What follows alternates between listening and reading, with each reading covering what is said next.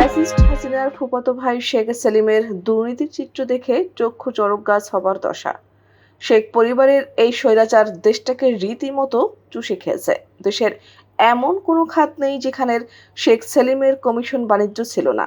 Tender বাণিজ্য থেকে শুরু করে কমিশন বাণিজ্য, এসবের রাজা ছিলেন ফ্যাসিস্ট হাসিনার এই দোসর। এসব করে বনে গেছেন হাজার হাজার কোটি টাকার মালিক।